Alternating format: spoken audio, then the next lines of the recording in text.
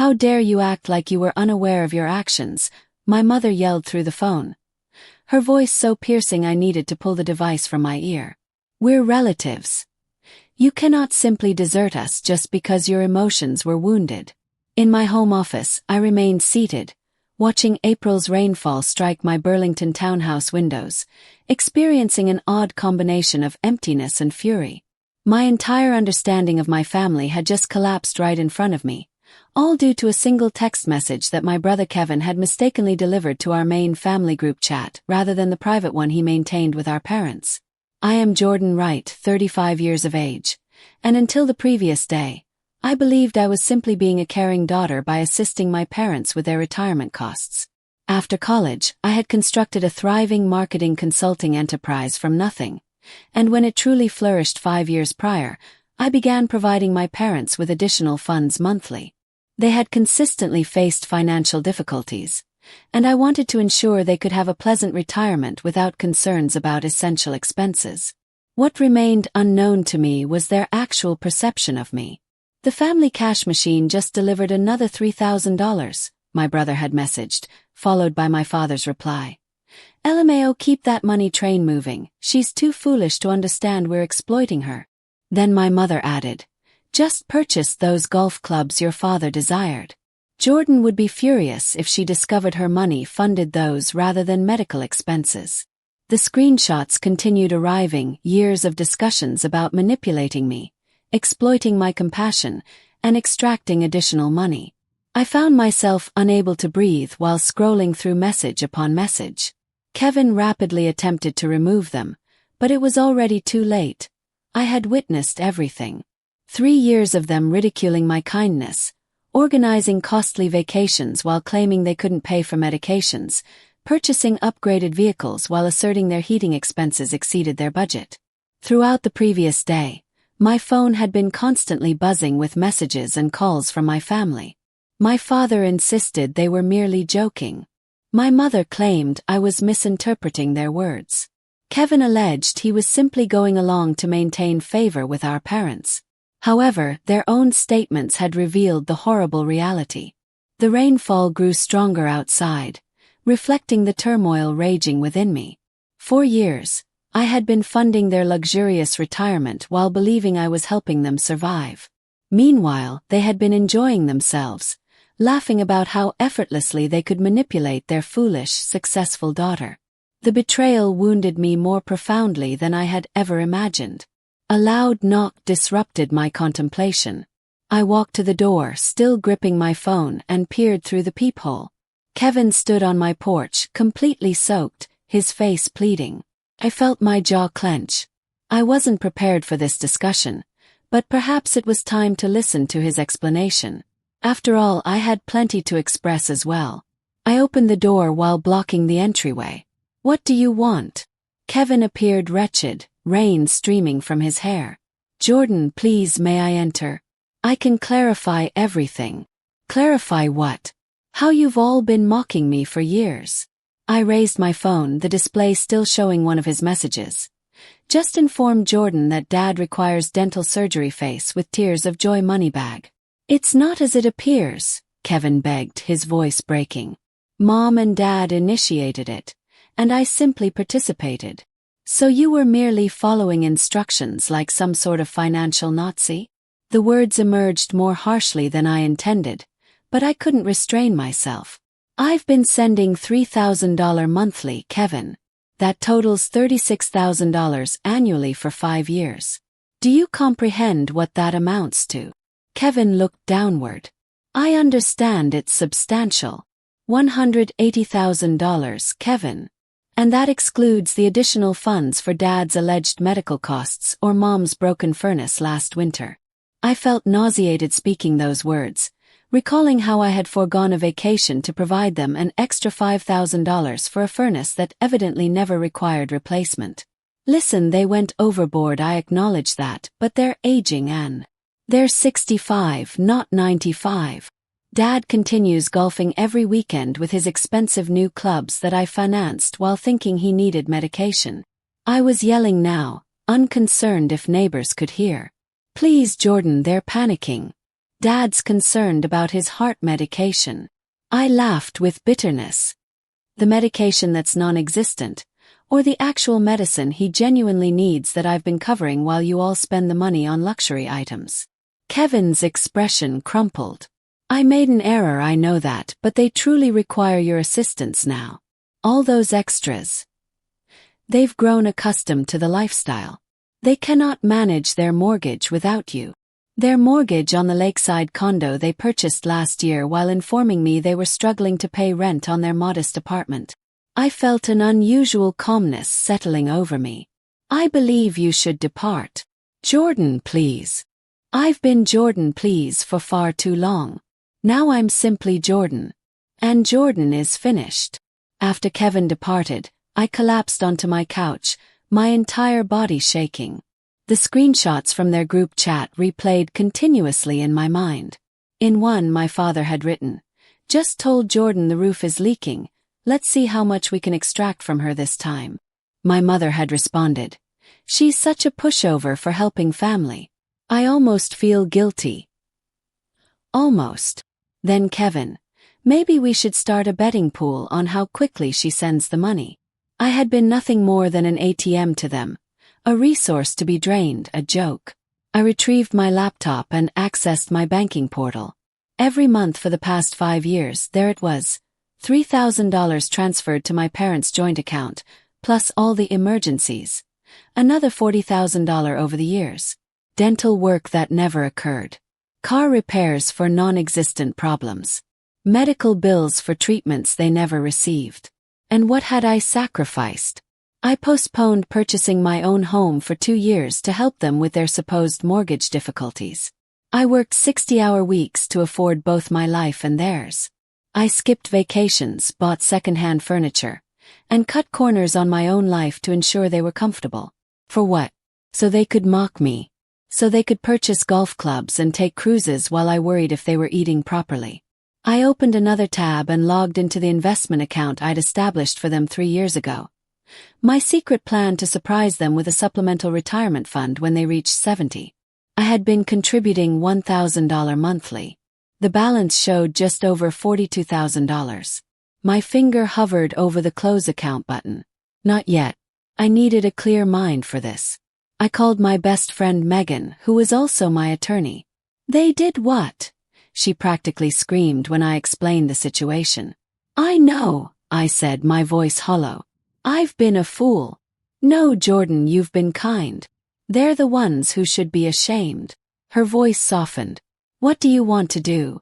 "I don't know," I admitted. Part of me wants to just cut them off completely. Another part wants to confront them and hear them try to explain themselves. Before you do anything, we need to review what you've set up for them legally. Are they on any of your accounts? Insurance policies. The retirement supplement you mentioned. Felt a chill. I hadn't even thought about all the ways we were financially entangled. Beyond the monthly transfers and the investment account, I'd added them to my premium health insurance policy as dependents 2 years ago. My father's heart medication, which I now question the existence of, was covered under my plan. They were also beneficiaries on my life insurance policy. I need to untangle all of this, I realized aloud. "One step at a time," Megan counseled. "First, gather all the documentation of what you've given them, bank statements, texts asking for money, everything. Second, make a list of all financial connections you need to sever. Third, decide if you want to communicate with them about why you're doing this." As I hung up, my phone buzzed with a text from my mother. "Your father is very upset. His blood pressure is through the roof because of your behavior. We need to talk now." Something inside me hardened. The manipulation was still happening, even now. They still thought I would fold, that I would come running the moment they mentioned a health concern. Not anymore. I opened my laptop again and began taking screenshots of every monthly transfer. Then I started a document titled Family Financial Support 5 Years, and began listing every supposed emergency, every sacrifice I'd made. By the time I finished, the document was 12 pages long, and the truth was inescapable. I wasn't just hurt. I was done. The next morning, I woke up with a clarity I hadn't felt in years. My path forward was suddenly crystal clear. Before doubt could creep in, I called into work, telling my assistant I needed a personal day. This would require my full attention. Jordan Wright speaking. I answered when my phone rang 20 minutes later. Miss Wright, this is Samuel from Vermont Community Bank. I'm returning your call about closing an investment account. Yes, thank you for getting back to me so quickly. I took a deep breath. I need to close the supplemental retirement account I set up for Robert and Patricia Wright. I see. May I ask if there's a problem with the account? No problem with the account, I said. Just a problem with the intended recipients. After confirming my identity and authority over the account, Samuel walked me through the process. Since I was the sole controller of the account and it had been intended as a gift, I could close it without my parents' knowledge or consent. The $42,680 would be transferred back to my primary account within 3 business days. Is there anything else I can help you with today, Miss Wright? Actually, yes. I'd like to cancel all recurring transfers to the joint account belonging to Robert and Patricia Wright. Those are currently set at $3,000 monthly, correct? Correct. My voice didn't waver. I'd like that stopped immediately. Step 1 complete. Next, I called my health insurance provider. This one was trickier. Mid-year changes to dependents required a qualifying life event, and discovering your parents have been scamming you wasn't on their list. But after explaining my situation to a sympathetic representative named Miguel, he found a solution. Since they have their own residence and you no longer provide more than 50% of their financial support, we can process this as a change in dependent status, he explained. They'll receive notification that they've been removed from your policy effective at the end of the month, which gives them 30 days to find alternative coverage. That's perfect, I said. Thank you for understanding. Family situations can be complicated, Miguel said kindly. Been there myself. Step 2 complete. The life insurance policy was the easiest change. A simple online form removed my parents as beneficiaries and replaced them with a local children's charity. By noon, I'd systematically dismantled every financial connection to my family except one. My brother Kevin's student loan, which I'd been paying for the past 3 years. He still had 2 years of payments left at $580 monthly. That one gave me pause. Kevin had participated in the deception, but he'd also seemed genuinely remorseful. Had he been pressured by our parents, or was he just sorry he got caught? My phone pinged with a text from Kevin. Mom and Dad are freaking out. Dad says his prescription refill was denied at the pharmacy. What did you do? That answered that question.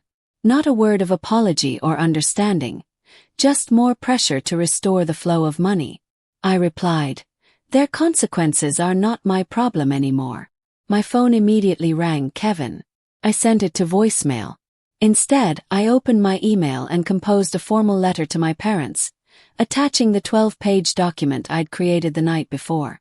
I titled it simply, Financial Support Provided 2018 to 2023. The email read, Robert and Patricia. Attached is a comprehensive accounting of the financial support I have provided over the past 5 years, totaling $221,800. I am removing you from my health insurance policy effective May 31st, and the retirement account has been closed. Your duplicity has been documented with screenshots of your own messages, revealing how you have systematically manipulated and deceived me while mocking my generosity. Do not contact me again unless it is to repay what you have taken under false pretenses. Jordan Wright. I read it over twice, attached the document and hit send. Step 3 complete. Then I blocked their numbers on my phone, removed them from my social media, and sat back in my chair, exhausted but relieved. For the first time in years, my money was truly my own. I managed 3 days of blessed silence before they found a way around my blocks. The doorbell rang at 8:30 p.m. while I was reviewing client proposals.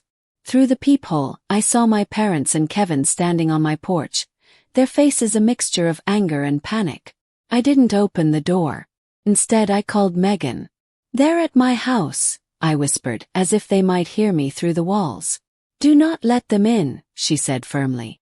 If they don't leave, call the police for trespassing. That feels extreme. Trust me, Jordan. Once they're inside, it'll be much harder to get them out, physically and emotionally.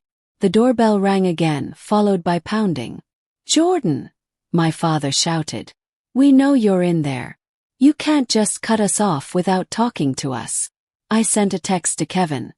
I have nothing to say. Please leave or I'll call the police. Through the peephole, I watched Kevin check his phone, show it to my parents, and then have what appeared to be a heated discussion. My mother seemed to be crying while my father's face had turned an alarming shade of red. Eventually they left, but not before my father shouted, You're going to regret this, Jordan. We're family. You can't just abandon us. The irony of him using the word abandon wasn't lost on me. They had abandoned any pretense of loving me years ago, seeing me only as a resource to exploit. The next morning the emails started.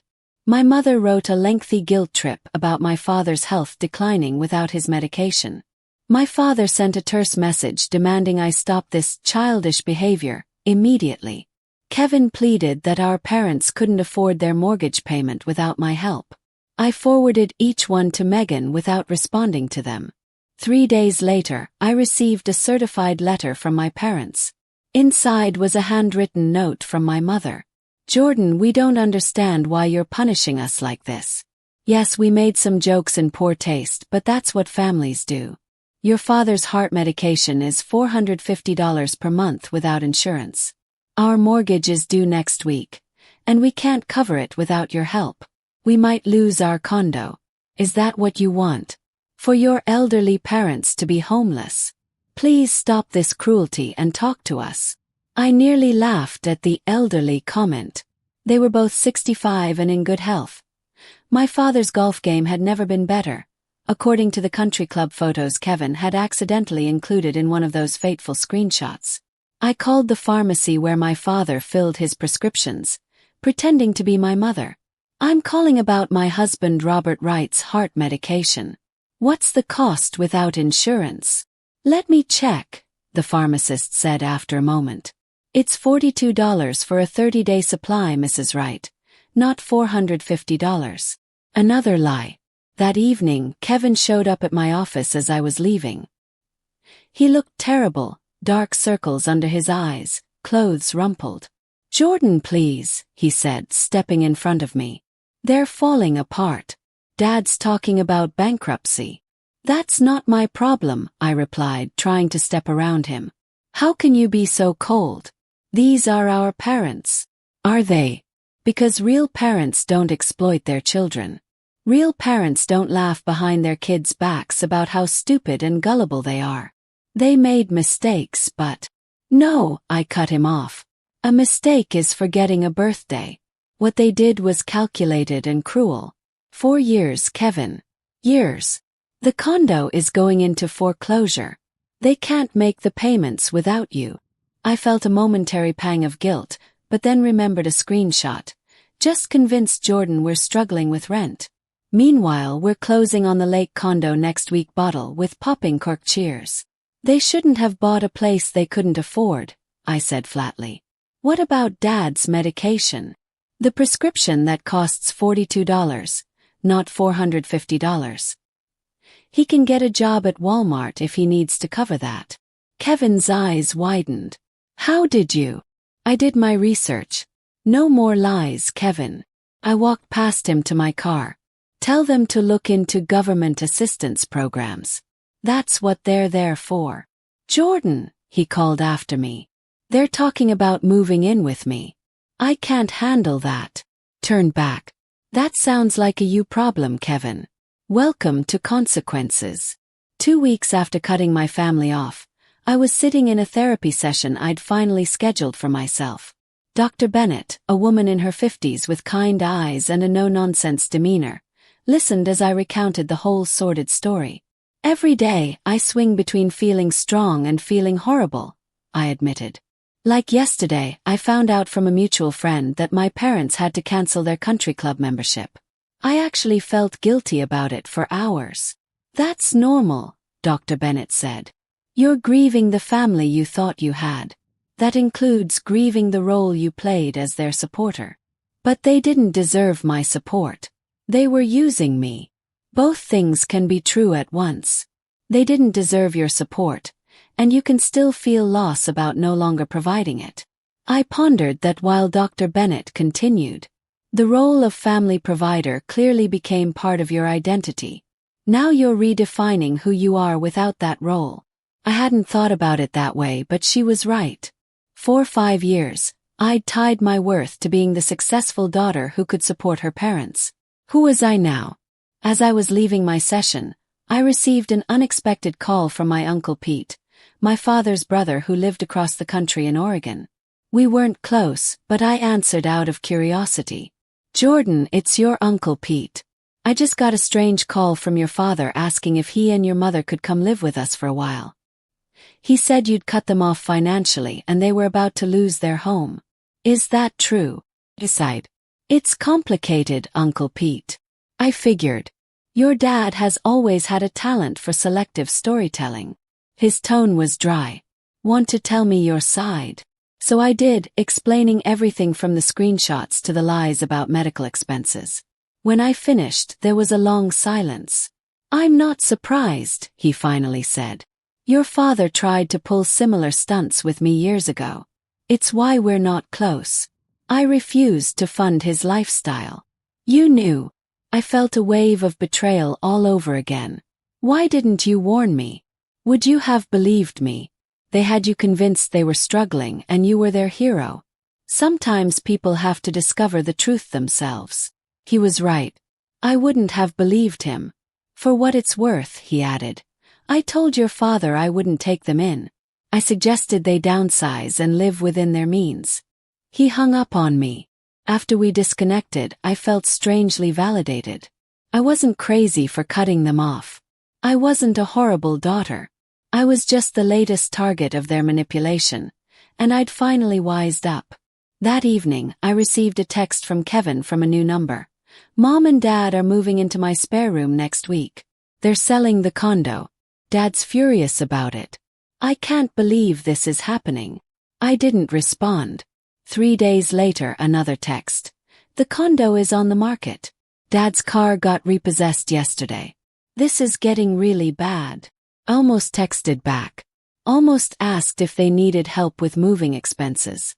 But then I remembered a particular screenshot where Kevin had written, "Jordan just asked if Dad was doing okay after his doctor's appointment for the heart issue that doesn't exist, face with tears of joy." They'd made their choices. Now they were living with the consequences. Week 3 brought an email from a name I didn't recognize. The subject line, "Message from your parents." Apparently, they'd enlisted a family friend to reach out since I'd blocked them everywhere. The message detailed how they'd been forced to sell most of their furniture, how my father's health was deteriorating from the stress, and how they'd had to apply for food stamps, something my proud father considered humiliating. The email concluded, "They just want a chance to talk to you, to explain and apologize." I considered it for all of 5 seconds before hitting delete. Their idea of an apology would be whatever they thought might turn the money faucet back on. I was done being manipulated, done being their ATM. For the first time in years, my money was going toward my future, not their pretend emergencies. The guilt was fading, replaced by something unexpected. Freedom. 6 months after I'd cut off all contact, I arrived home from a business trip to find my parents sitting on my porch steps. My father had lost weight, and my mother's carefully maintained highlights had grown out, revealing gray roots. They were both wearing clothes I didn't recognize, cheaper looking than their usual attire. My instinct was to turn around and drive away, but Dr. Bennett and I had discussed this possibility in therapy. I was stronger now. I could face them without being manipulated. I parked in the driveway and approached slowly, my heart pounding. "What are you doing here?" "Jordan," my mother's voice cracked. "Please, we just want to talk. We've learned our lesson." My father added, "These past months have been hell." I unlocked my door. "You have 5 minutes." Inside, they perched awkwardly on my couch while I remained standing, arms crossed. "We're sorry," my mother began. We never should have taken advantage of your generosity. My father nodded. We've lost everything. The condo, the car, our savings. We had to move in with Kevin and his place is so small. Your mother has to sleep on a pull-out couch. The country club revoked our membership, my mother added. All our friends there, they don't call anymore. My medication costs have been terrible without your insurance, my father continued. Medicare doesn't cover everything. I listened to them list everything they'd lost, waiting for an actual apology. Never came. There was no "we're sorry we hurt you" or "we were wrong to mock you," just a catalogue of their hardships and implied blame that I had caused them. Is that it? I asked when they finally fell silent. We want to make things right, my mother said. We've really suffered, Jordan. We've learned our lesson. What lesson would that be? They exchanged glances. That we shouldn't have taken you for granted, my father finally said. Translation: they should have been more careful about getting caught. No, I said softly. You haven't learned anything. What do you mean? My mother asked, her voice rising slightly. We came all this way to apologize. No, you came all this way to tell me how much you've suffered without my money. Not once have you acknowledged how your betrayal made me feel. We said we're sorry, my father protested. For getting caught, maybe. Not for what you did. I took a deep breath. In the past 6 months, I've thought a lot about what a healthy family looks like. It's not this. It's not treating your child like an ATM and mocking her behind her back. My mother's face hardened. So you're just going to keep punishing us over a few jokes? This isn't punishment. This is me protecting myself from people who've shown they don't have my best interests at heart. We're your parents, my father said, as if that explained everything. And I was your daughter, not your personal bank. I moved toward the door, opening it. I wish you well. Really do. I hope you find a way to live comfortably within your means. But I can't be part of your lives anymore. You can't mean that, my mother whispered, tears forming. We need you. That's the problem. You don't need me, you need what I can provide. There's a difference. My father stood, anger replacing his earlier contrition. So that's it. After everything we've done for you, what exactly have you done for me, Dad? Besides take and take and take. He had no answer. As they walked out the door, my mother turned back. You'll regret this, Jordan. Family is all you have in the end. I shook my head. No, Mum. Family is supposed to be the people who love you unconditionally. I've built that family with my friends. What you offered was just a transaction. I closed the door and leaned against it, listening to their footsteps retreat down the path. I expected to feel guilt or grief. Instead, I felt an overwhelming sense of peace. The ATM was permanently closed, and for the first time in my adult life, I was truly free.